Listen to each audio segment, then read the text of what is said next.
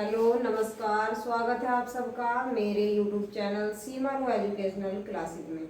आज हम पढ़ेंगे वर्णमाला में वर्ण का पार्ट 2 यानी भाग 2 पढ़ेंगे। वर्ण हमने पढ़ लिए थे, वर्णमाला में 52 वर्ण होते हैं, ये हम जान चुके थे पिछली क्लास में ही। वर्ण कितने होते हैं? स्वर और व्यंजन। वर्ण के प्रकार 2 होते हैं। कितने? 2। यहाँ देख लेंगे 2, यानी 2 प्रकार वर्ण के होते हैं, स्वर और व्यंजन। स्वर 11 होते हैं और व्यंजन 33 होते हैं। और अब हमें यहाँ देखना है जी, अगर बात आती है कि कुल स्वर कितने होते हैं तो 13 होते हैं, और अगर हिंदी में स्वर कितने होते हैं तो 11 होते हैं। और यहाँ पे स्वर की जो हमारे स्वर की गिनती है वो कितनी होती है? ए आ ई उ री ए आए ओ औ अंग ए। यहाँ पे जो हमारे स्वर यंत्रक होते हैं, ये 2 हमारे अंग और अ हैं, ये अलग ही होते हैं। आज इनके बारे में बताएंगे, अंग और अ। यहाँ पे इनकी मात्राएं देख लेंगे। इसकी कोई मात्रा नहीं होती है, उदासीन होता है, यानी उदासीन होता है। सारे व्यंजनों के साथ इसका प्रयोग किया जाता है।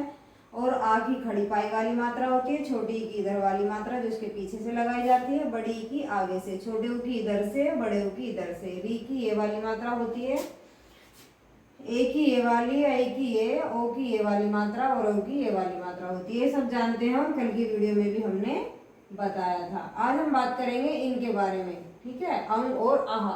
अंग और आहा हमारे व्यंजनों के साथ ही गिने जाते हैं, लेकिन यह व्यंजनों के साथ होते हैं ना स्वर के साथ होते हैं। इनका मतलब होता है जो किसी के भी साथ ना हो, अयोगवाह कहते हैं इन्हें, लेकिन फिर भी साथ साथ चलते हो, यानी ये स्वरों के साथ चलते हैं। इसीलिए आज इनके बारे में जानेंगे। ये अंग, अंग यानी अनुस्वार। अनुस्वार एक बिंदी को कहते हैं वैसे तो हम, ये बिंदी जहां भी लग जाए तो अनुस्वार होता है, ठीक है। तो समझाने के लिए अंग अनुस्वार होता है और यह विसर्ग होता है, ठीक है। ये 2 बिंदी सी लगी हुई है, ये हमारी क्या है?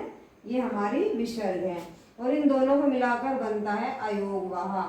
अयोगवाह का मतलब होता है अयोगवाह, यानी जिसका योग किसी के साथ भी ना हो लेकिन फिर भी साथ साथ चलता है, उन्हें हम अनुस्वार कहते हैं। अब विसर्ग को अयोगवाह कहते हैं। ये बिंदी जो है ये वाली, इसे अनुस्वार कहते हैं और इसे विसर्ग कहते हैं। आई होप आपके समझ में आ गया होगा। स्वर का वर्गीकरण करके दिखाएंगे, ठीक है। अब देखेंगे स्वरों का वर्गीकरण। स्वरों का वर्गीकरण यानी मात्रा या उच्चारण काल के आधार पर स्वर कौन कौन से होते हैं?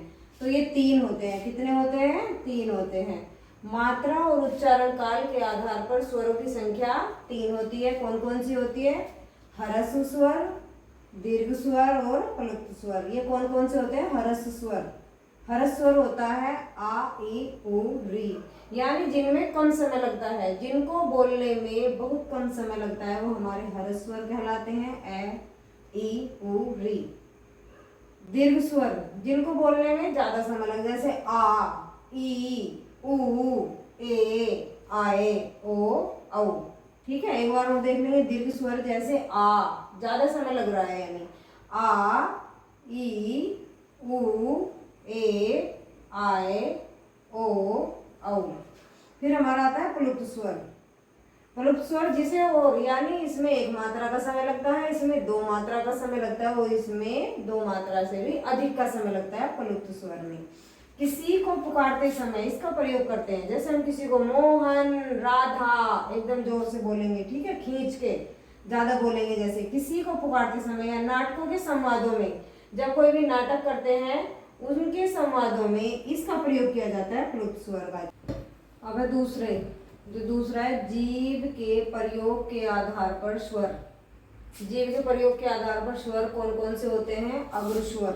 अग्रस्वर जो जीव के आगे के हिस्से से बोले जाते हैं उन्हें अग्रस्वर कहते हैं। कौन कौन से होते हैं? ई ए आई री। ई ए आई री कितने होते हैं? 5 होते हैं ये, ठीक है। फिर है मध्य स्वर। मध्य स्वर में जो जीव के बीच के हिस्से से बोले जाते हैं, यानी यहाँ से जो जीव के बीच के भाग से बोला जाता है वो हमारा क्या होता है? आ, छोटा आ कहने। देखेंगे पच्छ स्वर। पच्छ स्वर हमारा जीव के पीछे के हिस्से से बोला जाता है, जो हमारे जीव का पिछला भाग होता है। इसमें हमारा आता है आ उ ओ औ, ठीक है। इसकी संख्या 1 होती है और ये भी 5 होते हैं, ठीक है, ये भी ध्यान रखेंगे। अब हमारे क्वेश्चन का जो हम पहले पढ़ गए हैं, निम्न में से हर स्वर नहीं है, तो ये कह रहा है कि कौन सा हर स्वर नहीं है। हम पढ़ के आए कि हमारे हर स्वर कौन से होते हैं जिनमें कम समय लगता है, और ये कह रहा है कौन सा नहीं है, तो ये हमारा राइट आएगा, ये वाला है, ये वाला आएगा कि हर स्वर नहीं है, तो ये ए नहीं है हर स्वर। ये कौन सा हमारा, ये हमारा दीर्घ स्वर है, ठीक है। तब आपकी समझ में आ गया होगा स्वरों का वर्गीकरण, ठीक है।